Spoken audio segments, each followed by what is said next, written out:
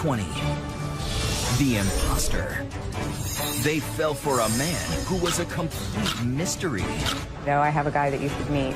He was very good looking. He said he'd been accepted by NASA to be the flight surgeon. He was a CIA agent. But his top secret mission involved dates, drinks, and what the women claimed were drugs. Took a sip of the drink, and that was the last thing I remember. How many of you believe you were drugged? So why do they keep going back to him? If I had just gone to the police sooner, I'm so sorry. The devil doesn't look like the devil all the time. He can look like a normal human being. Tonight, how they joined forces to crack his web of lies. Mr. Marsalis had kept a list of names on his computer, the yearly calendar of women. And how this woman's secret weapon would finally stop the cross-country con man. If I'm such a god-awful person, why do you keep on hanging out with me for? Would you be taken in by the Imposter? Who are you? Here now, David Muir and Elizabeth Vargas. Good evening. He looked great on paper, and his photos weren't bad either. Good enough to have a lot of women checking out his Match.com dating profile. But it's what happened afterward that turned those dream dates into nightmares. In fact, it's the big question everyone at home will be asking themselves, especially if you've ever gone online looking for love. How could more than 20 smart, sophisticated women be fooled by the same charming imposter who called himself Dr. Jeff? He was hardly a doctor, and as they would painfully learn, he was something else. I love being a lawyer so much. You know, the case is always different. Jessica Ravel has an impressive resume. She's an attorney in our nation's capital, a naval reservist, a former beauty queen. She's devoted to her career. There's always something that's going to challenge you. Devoted to her health and her pets. So it's not surprising when one of Jessica's friends tried to set her up on a date, she made sure the man was just as impressive. My girlfriend said to me one night, "Oh, I have a guy that you should meet. He's a doctor, he's a Navy officer." And I said, "Wow, sounds great." At the time, Jessica was in law school and living in the Philadelphia area. The dream date was 28-year-old Jeffrey Marsalis. Apparently quite the catch. He said that he was a resident through a special program at 3 of the hospitals in the area in Philadelphia. He worked primarily in the emergency room. The two met for drinks. Marsalis, an aspiring model as a teen, an accomplished athlete, and a former EMT, had the clean-cut good looks and personal charm to match his own impressive resume. He was nice enough. He seemed very interesting, very ambitious. It seemed they had a lot in common, and their relationship, their passion for one another, was immediate. It got pretty serious pretty quickly. You know, we went on a trip to Bermuda within the first 2 months that we were dating. But behind the snapshot smiles, there was something strange and increasingly disturbing about their relationship. Things just started getting weird. Just bizarre behavior. You know, he would disappear for a while at a time. She says Jeff's explanation for his time away was even more bizarre. He told me that he was a CIA agent. The whole doctor thing was a cover. He would come back and say, well, you know, I was on a mission and... On a CIA mission? Yes. Yeah, I know. And you believed it at the time? I did. A lot of people are going to watch and say, come on. And I understand that, but it was convincing. Convincing, says Jessica, because Marsalis had gone out of his way to make it so. He had a CIA screensaver with the seal on his computer. He had a fingerprint reader. He had guns. He had a bulletproof vest. Jessica went along with his explanations, but as time passed, those stories grew even more outrageous. How he killed people for a living, and he would say, well, do you remember that Khalid Sheikh Mohammed guy? Well, yeah, I was interrogating him the other day. He was on Air Force One regularly. I mean, President Bush apparently wanted him to date one of his daughters. And incredibly, it might have worked had the relationship remained loving and warm. But it would soon turn. He would do things that were just mean. He just picked this fight with me. It ended up with him trying to choke me. You couldn't get out of the relationship. Why? Because anytime I tried to get out of the relationship, he would threaten me with something. What would he say? He was going to kill a member of my family or one of my friends. Were you scared? It was horrible. But her fear was not enough to keep her from saying yes. You were engaged to him? I would say that loosely, yes. This is the stone that we used for the engagement ring. How could you ever say, yes, I'll marry you? He threatened me. And that's why I said yes, I had to. And Jessica says as her questions began to mount, there was something else haunting her. Suspicions and fears about an incident that had happened way back at the beginning of their relationship. It was our second date. So he came to my apartment, I opened a bottle of wine, and I remember kissing him in my kitchen after having had, I think, probably about the entire bottle of wine between the two of us. And that's the last thing that I remember before. You don't remember anything else? No, and the next morning I just woke up not feeling very well. Did you know that there had been intercourse? Yes, I could physically feel that it had happened, but I didn't remember a moment of it. Jessica found it strange that she'd blacked out from a relatively small amount of alcohol. But the morning after, she says Jeffrey acted like everything was fine. Oh, what a great night we had last night, how fantastic it was, and what a great experience it had been. But as time wore on, she says Jeffrey wore out his welcome. How did you get out? I just frankly hit rock bottom. And I said, that's it, I'm done. I can't do this anymore. Still fearful, Jessica contacted police and began the process of getting a restraining order against Jeffrey Marsalis. But just as she thought she was going to get him out of her life, an unexpected phone call.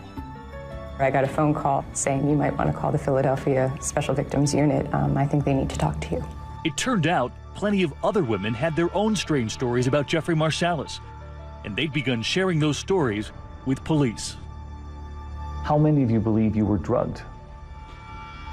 No question in your mind? No question. When we come back.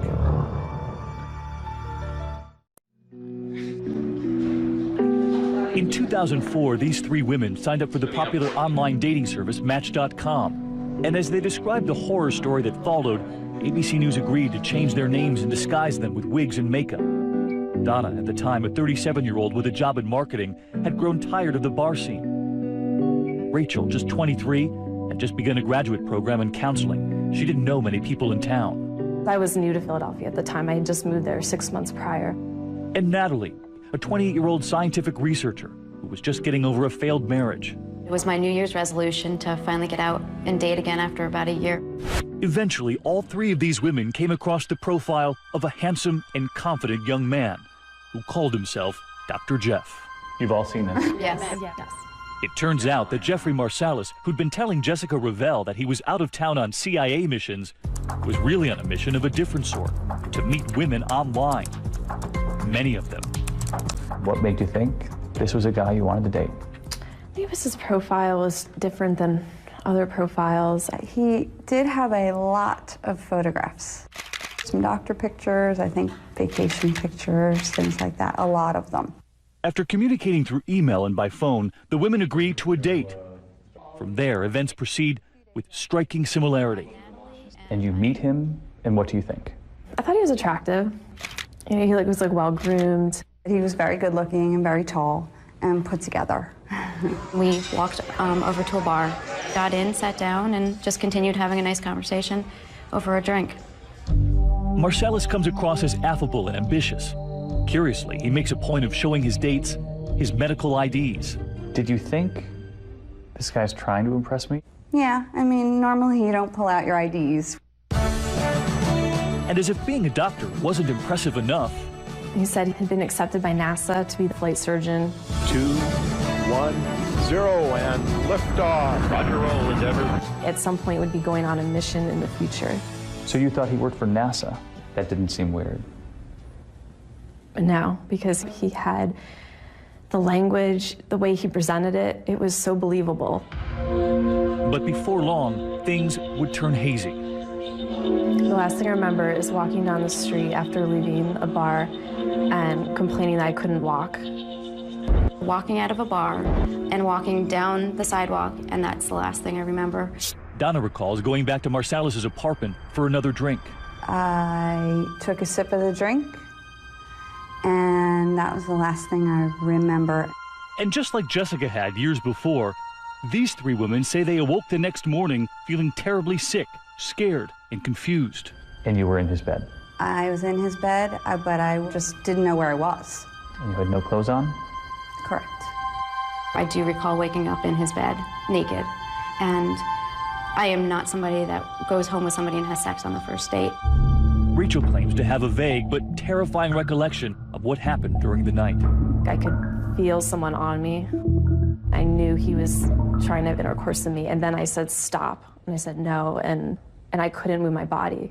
Were you horrified? I was panicking. I was so scared. But all of the women report the same thing, that Marsalis was a complete gentleman come morning. He was trying to be, really nice and like caring, and I'm really into you. What happened next would prove critical. All the women told us while they thought that something bad might have happened here at Jeffrey Marsalis' apartment, perhaps even criminal, they also told us he did a very good job convincing them that everything was all right. And they said they wanted to convince themselves. After all, they thought they'd found a catch. None of them went to police, and some of them dated Dr. Jeff again. You had sex with him? Yes. How long did this last, this relationship? Probably about 2 months. We talk on the phone every once in a while, maybe get together once every 3-4 months. So why? I thought, I don't want to be traumatized by this. So I kind of tried to smooth things over. Well, and thinking, oh, he's a doctor, like trying to rationalize it. It would go on like this for years. He would have never stopped. He would have continued to do what he was doing. Lieutenant Thomas McDevitt runs the Philadelphia Special Victims Unit. I've seen so many different crimes that, sometimes it's very hard to sleep at night. Detectives remember when this case all began, when another of Jeff Marsalis' ex-girlfriends came into this police interrogation room. She was there to report being date raped. We started an investigation thinking that, he had somehow drugged her and sexually assaulted her. Police then searched Marsalis' apartment, and what they found, they said, shed a whole new light on the real identity of Dr. Jeff and his elaborate world of lies. This here says he was a medical student at Drexel. Yeah, he never was a medical student. It turned out that Dr. Jeff was no doctor, instead a nursing school dropout.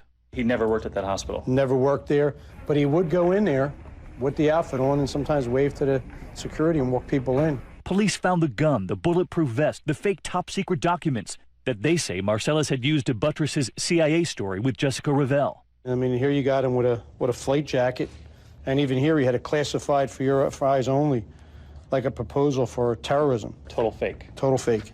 And of course, there was the NASA photograph. But we found out that these are pictures you take when you go down for your souvenirs at NASA. But authorities say the evidence that would break this case wide open was found right on Marsalis' own computer. Mr. Marsalis had kept a list of names on his computer. And what did he call it? The Yearly Calendar of Woman. And what did it detail? Under each year was a list of female names. Each represented individual women that Mr. Marsalis had had sexual contact with.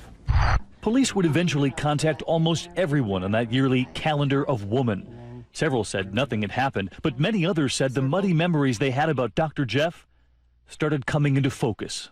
Things started to add up about that first night with him that made no sense. The pieces fit.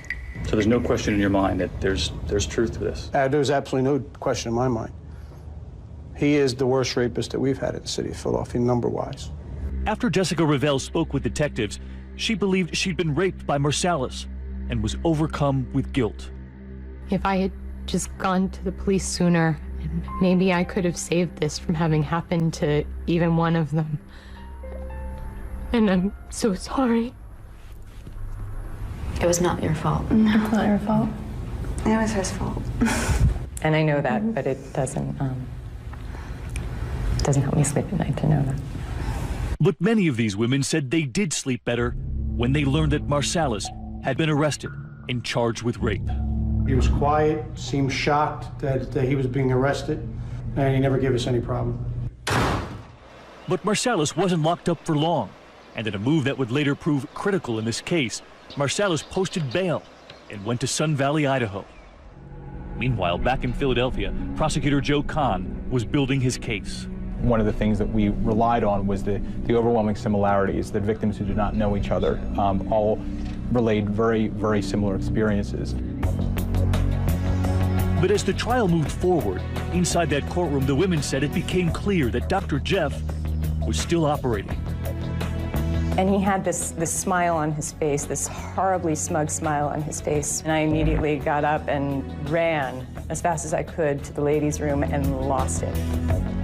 When we come back, what he was smiling about. And later, Dr. Jeff himself, breaking his silence to us. 2020's The Imposter continues. Once again, David Muir. Defense attorney Kevin Hextall would represent Jeffrey Marsalis, and he knew it wouldn't be easy. These were adult women who were articulate, who were polished, and they swore under oath, "This is what your client did to me." To make matters worse, he knew his own client's credibility was seriously in question. And he's claiming to be the head trauma surgeon at an area hospital. He's claiming to be an astronaut. He's confiding in somebody that he just met that he's involved in the CIA. But prosecutor Joe Kahn had problems of his own. No physical evidence. Or other evidence that would corroborate victim testimony about their assaults. So the case against Jeffrey Marsalis would hinge on the credibility of his accusers. Another 3 women from Marsalis's calendar of women pressed charges. As the defense attorney reviewed their sworn statements, he began to see reason for hope. The bottom line is that the stories don't make sense. They don't hold water. There was the first accuser. Her statement to the police was that she didn't have any contact with Jeffrey after the night that she claimed that she was raped. But her phone records told a different story. After the 3rd date, she called Jeffrey 24 times. They had conversations that lasted up to 40 minutes. How do you explain the discrepancy then? It's a lie. The 2 other accusers were also problematic. One of the girls, after she was raped, she helped him get an apartment in her building where she's an apartment manager. And the 3rd girl claimed that after she was raped, she continued to have a consensual sexual relationship with him on a regular basis. It was a fundamental question that wouldn't go away. Why would these women continue not only to date him, but to have sex with him? There are lots of reasons. One of them is an attempt to control the situation. Sex crime experts Jennifer Long and Dr. Barbara Ziv say it's common for victims to deny a date rape ever occurred. They also say many victims do go back and date the men again, as they try to convince themselves it never happened. It's much easier to believe that I made an error in judgment if I'm a woman, or I had a misperception of something that happened, than to believe that the world is as unsafe a place as it is. Dr. Ziv says that denial is much easier when the alleged attacker looks respectable and behaves like a gentleman afterward, even sending gifts. Jeff Marsalis gave me the strap, but I kept it. For some reason, couldn't get rid of it. The devil doesn't look like the devil all the time. He can look like a normal human being. But the jury never heard anything about the psychology behind why a rape victim would go back, because at the time, Pennsylvania law prohibited that kind of expert testimony. If an expert had been able to take the stand and look straight into these jurors' faces and say, it is common for a woman to go back. It would have made it fair. It would have given the jury the proper context to then judge the victims. Without that expert testimony, the prosecution's case collapsed. Jeffrey Marsalis was acquitted on all counts of rape. And he had this smile on his face, this horribly smug smile on his face when they announced the acquittal. But authorities had a surprise in store for Marsalis. Since his initial arrest, investigators had found several more women ready to press charges against Dr. Jeff, ultimately including Donna, Rachel, and Natalie. Just as Marsalis was preparing to walk out of court a free man, he was arrested again. It's not a prosecution, that's a persecution. For that second trial, a second attorney would join the team, defense attorney Kathleen Martin. They had Jeffrey, and they thought he was a criminal, so they go and try to find victims to make him that criminal. That's not the way it should go down. This time, the prosecution was more careful about which women they would put on the stand. The case would be limited to 7 women who swore they did not have consensual sex with Marsalis after the alleged rape. But the defense points out if these women were so convinced that they could never have blacked out from just a few drinks, why weren't they more alarmed the next morning? We have Total of 7 women, all of which had contact with them afterwards, from weekends to movies to lunches to dinners to dates to gifts. So you think none of them ever thought they were drugged until it was suggested to them? Yes. Yes.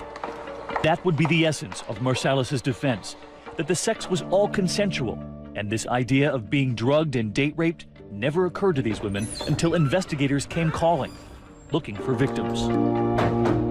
We did reach out to the women and kind of wanted to talk about their date with them. The defense team believes when these women learned that Dr. Jeff was no doctor, they got angry. Hell hath no fury like a woman scorned. No one's going to make a fool out of me. And they jump on that bandwagon to say, I usually don't have a one-night stand, but I did in that circumstance, and I feel uncomfortable with it. But now I know why I did it, because maybe it was drugs. So you think police, in effect, gave them an excuse? Exactly. For behavior that wasn't typical to them. But there's no truth to the fact that we planted any seed or convinced anyone to come forward. The defense argued that all of you simply regret being taken by a smooth-talking playboy. What would be in it for us? I'm sitting here in a disguise today because it's so embarrassing, and I wouldn't be here just to be here.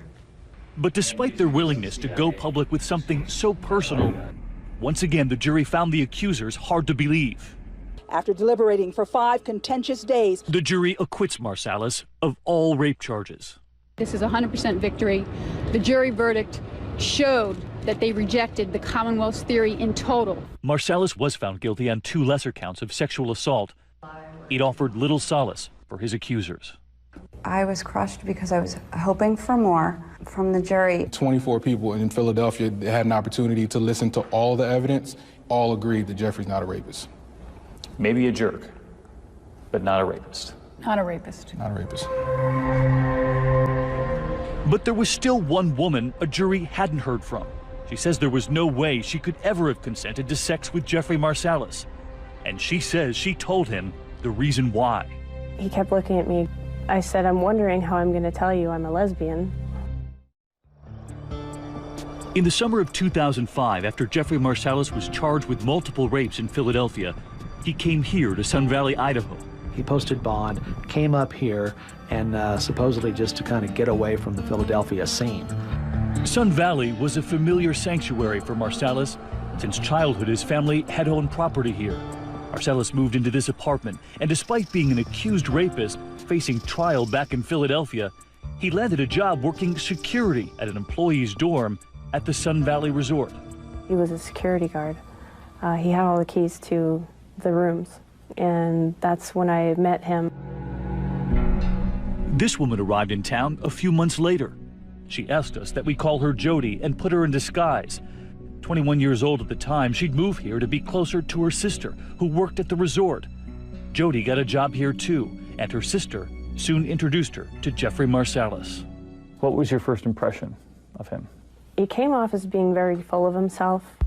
This time, Marsalis does not claim to be an astronaut or a surgeon, though he does omit something important. Did he mention anything about the charges against him? No. The trial that was impending? No.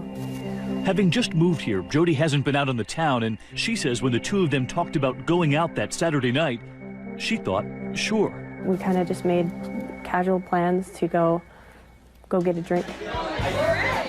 The two go to a popular bar. They begin drinking beers, talking, and listening to the live band. Was this a date? No. Do you think for him it was a date? He kept looking at me kind of funny, and I said, I'm wondering how I'm going to tell you I'm a lesbian. When you told him that you were a lesbian, he said what? He said, oh, that's cool. I've got a lot of gay friends in Philadelphia. So you're thinking, it's out on the table, he gets it. Yes.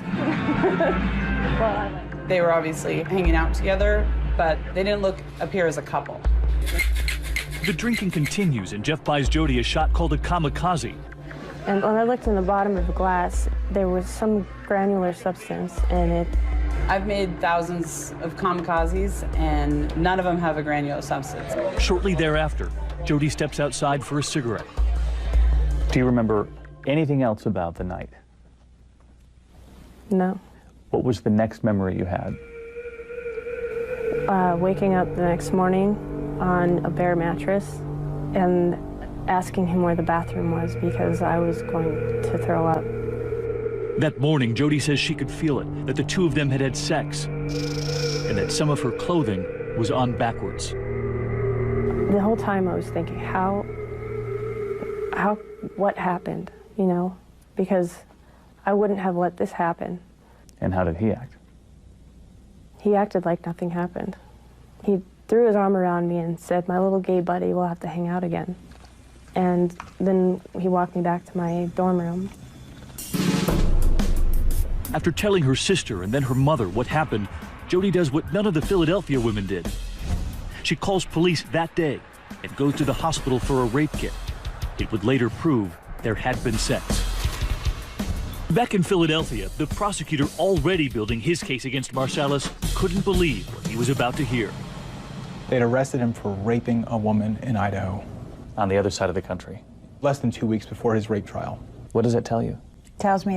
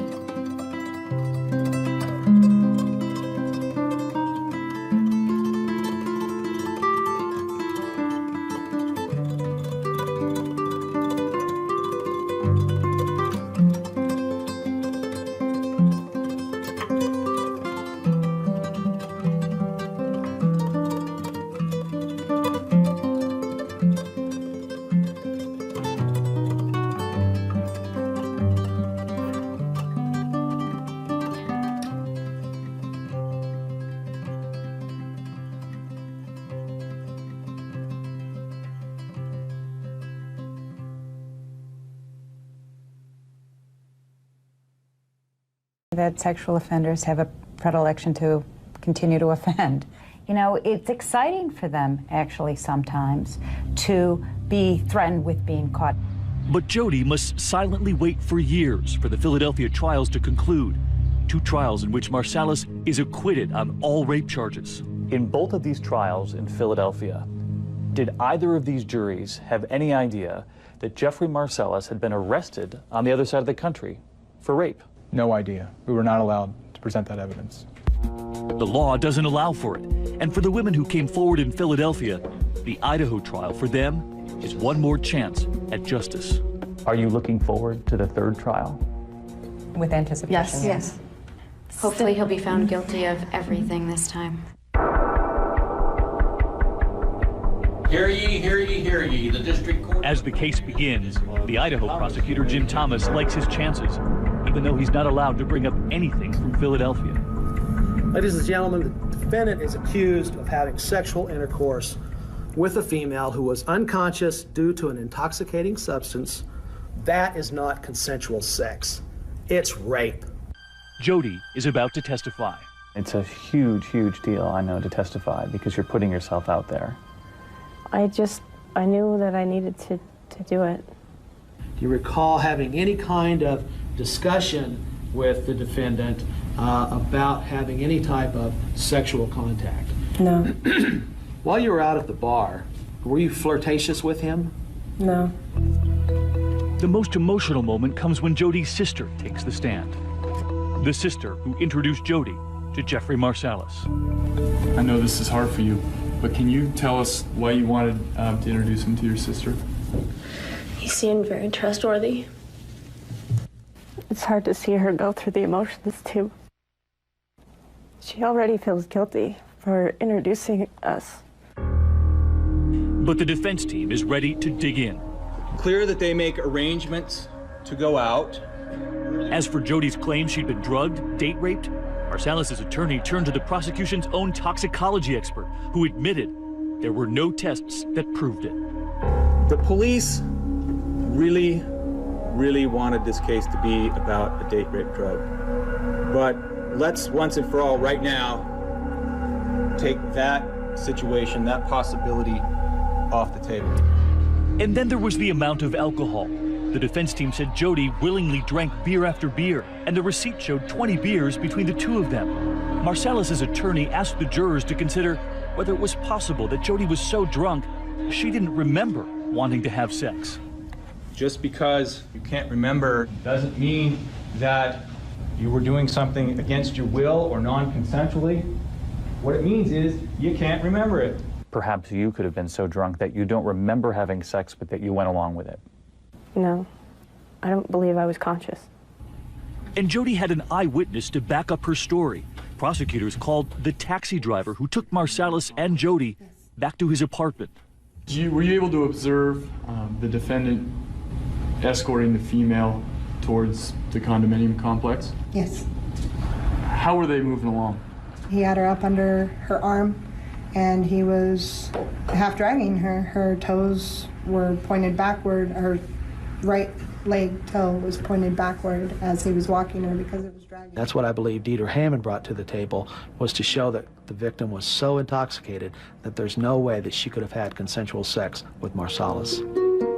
You have the right to remain silent. And finally, there was this, an audio tape of Sun Valley detective Mike Crawford questioning Marsalis after Jodi first called police. At first, Marsalis says he never slept with her. At no time was her clothes off. But when authorities told Marsalis that they had tested for DNA, that there was a rape kit involved. If you find this out later through the DNA, how's that going to look for you? His story began to change. Well, I'm not going to rule out, this, and that at this time. It's just not cat and nut, okay? I think you had sex with her in that room. I'm not going to confirm or deny what your statement is. And as Marsalis' version of the truth changes, the jury is left to decide which version they believe. Because Marsalis never took the stand, nor did he in either trial in Philadelphia. But he is about to break his silence with us. Authorities that I've spoken with have called you the worst date rapist in the nation's history. when we come back.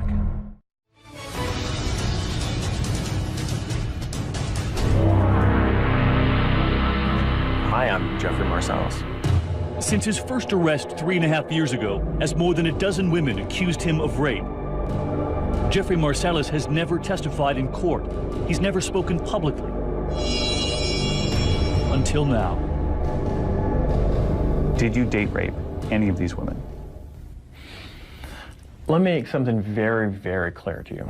I have never drugged anybody. I have never raped anybody.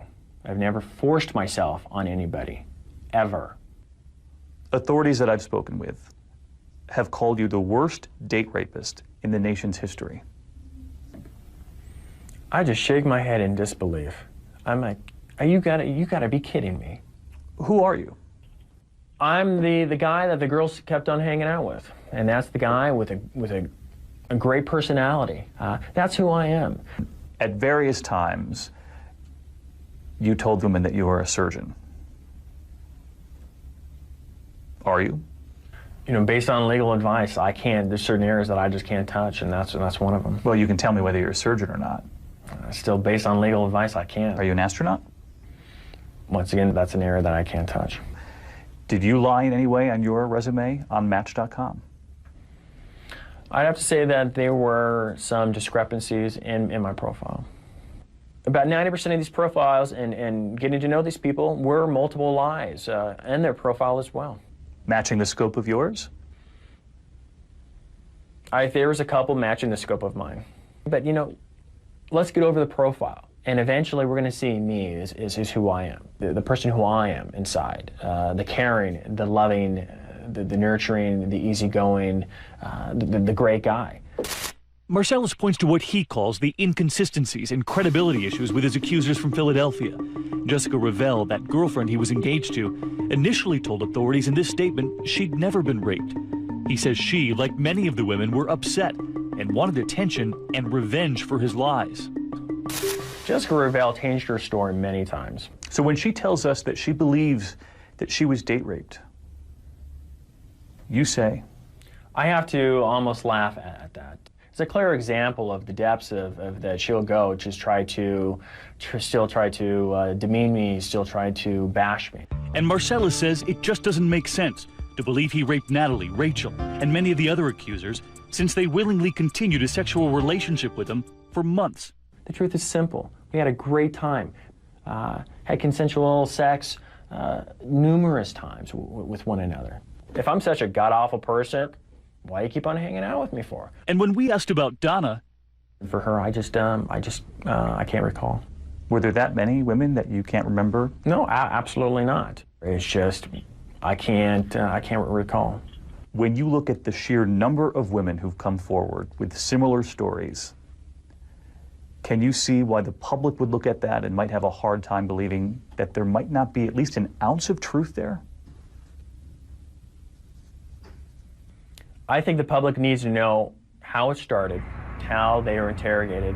I believe these girls were manipulated. So they want some sort of retribution because they think maybe they might have been duped. They think maybe that based on this picture that you created on the internet, that the detectives gave them, that they got to be angry. But does that justify you trying to seek retribution on felony criminal charges against me? Bull. It's exactly that simple. If that's the case, then how do you describe this woman who had no idea that this was even going on back in Philadelphia, this Idaho woman, and yet she came forward and said she'd been raped? You know, I'm still trying to reflect a bit. I can't explain it. But what Marsalis did point to was that Jody, who claimed she told him she was a lesbian that night they went out, had been with other men. In fact, the prosecution never brought up her sexuality at trial. So the whole lesbian thing, gone. And all of the women who say there was some sort of date rape drug, Marsalis says there were never any test results that prove that, not even in Idaho. Did they ever find any evidence of any kind of drug in this Idaho case? No, they did not. The whole entire night she was dressed. I mean, but perhaps most damaging in Idaho, that recording, that conversation with police. Because she was clothed and I was taking care of her the whole entire night. Why did you tell police at first that there was no sex? You know, at that time, I felt cornered. And so I took more of a defensive stance of... A defensive stance, though, is one thing. A lot of people would look at this and say that's a flat-out lie. You know, you have to understand that I was intoxicated, too. So there was a lot of gray areas in between. Did we have sex? You know, how did this all happen? Which is precisely the question the Idaho jury was about to answer. We, the jury, find the defendant Jeffrey Marsalis. What they decided when we come back. As an Idaho jury deliberates whether Jeffrey Marsalis is guilty of rape, Jody, the woman at the center of the third trial, begins to worry. Knowing that he'd gotten up so many times before, thinking it could have been a possibility for me after being so confident was upsetting. But after just 3.5 hours of deliberations, the jury returns, and the Idaho prosecutor, who hopes he's the one to get a rape conviction, scans the jurors' faces for some sort of sign. You try to watch the jurors, you try to look at them, see if they make eye contact with you. Nobody does, and all of a sudden you're concerned and worried that it may be a defense verdict. Mr. Marsalis, would you stand for reading of the verdict, please? After 3.5 years of waiting through those 2 Philadelphia trials, for Jody, it finally comes down to this. As to the offense of rape, we, the jury, find the defendant Jeffrey Marsalis guilty. Yes! Somebody in that courtroom shouted yes. Yes, I remember it. It was my girlfriend who was sitting next to me. I was very relieved to hear that guilty verdict. Marsalis stood stoically in the courtroom. And for that Idaho jury, it turns out it wasn't even close. The evidence was very substantial and overwhelming in finding him guilty. Another juror said it all came down to that